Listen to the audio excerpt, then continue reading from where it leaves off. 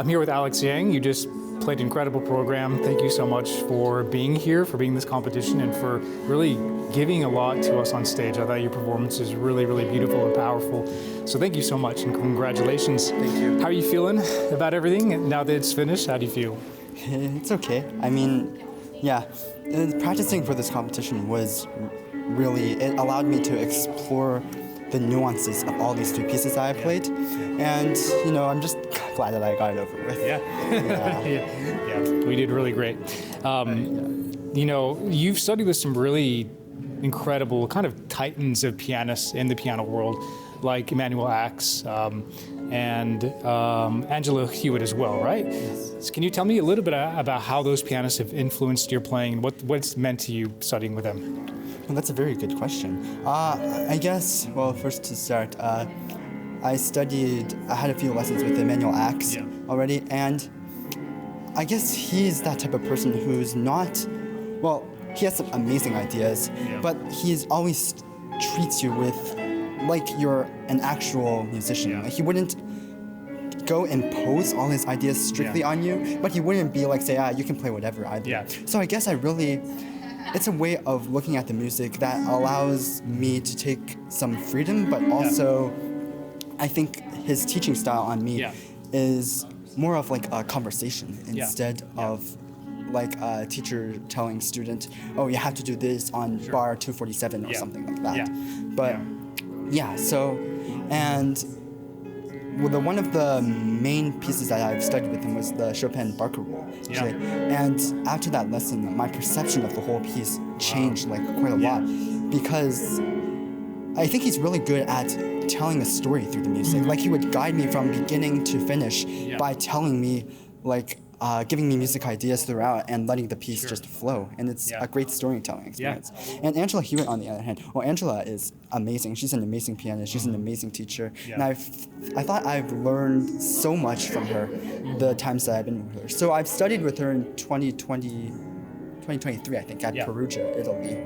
And it was in a summer camp. And after that, I came out of that with, it was very inspiring. Just like not only her teaching me my own pieces, but after listening to her teach all the other pieces gives me some new ideas on things like pedaling, for instance, and playing Bach, which is great. I'm still trying to digest it all, but I think it's a very cherishable experience. And that's incredible. Even for me, from being a pianist as well and a teacher, I feel like studying with those pianists that are so well known is just such an invaluable experience. So that's incredible that you're able to do that. Definitely. So tell me a little bit about your piano journey. Like, how did you get started playing? What does that look like over the period of your whole life? Oh, well, so I started when I was 4 years old, 4.5 actually. And before that, my parents bought me a toy piano, you know, one of those plastics with like 10 keys, 10, 12-ish keys. And I found it very interesting. It's like you would plunk down a key, it makes a sound. Great. It's very fun to play with. And eventually I started taking a few lessons in China, where I was born in Beijing, with a real piano with 88 keys.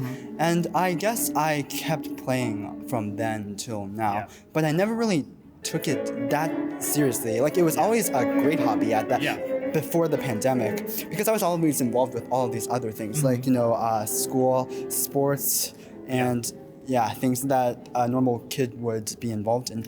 But I think it was mainly the pandemic, because everything was shut down. And especially in the years 2020, 2021, like I used to love to play a bunch of sports and go swim very often, but that all closed down. So I got more time to focus on this. And I think that's what transformed my love towards this, is that I got more time to focus on it. I got to enjoy to play more repertoire. And then after the pandemic, I just came out and it became a more competitive thing for me. And but before that, I was doing like some national competitions occasionally, but it was always more or less a hobby, for lack of a better term. Sure. Oh, that's great. It's amazing how we can just slow down a little bit. We can really have a lot of time and almost mental energy to devote to our craft, right? Yes. And so I think that for 2020, you know, when the pandemic happened, that kind of gave us a lot, you know, a lot of us who are musicians and artists, just a chance to really focus on things like that. So Yes. yeah, give me just a little bit of a taste of what you've experienced through this competition. Just how has your experience been here? Oh, it's great.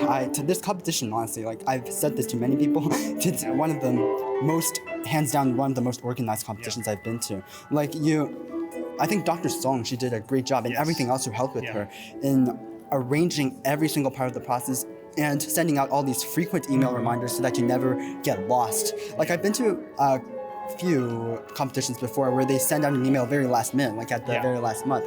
But the moment I got into the finals, they kept sending emails, and I think that's amazing. It's a great way to keep reminding. And also, not only that, but I guess, as I've said, preparing for this competition, it allows me to enjoy these pieces, I guess, a bit more. And also, because I'm also doing high school right now, it's been an experience because I have like big exams coming up, IB exams coming up soon, like in a few weeks. So I guess with all the studying and stuff going on, it gives me a great chance to find out how efficient I can be when I practice and to find a balance and improve my time management skills. Absolutely. And to have the same experience and to be potentially as detailed as I would if I had the whole day to practice. Yes.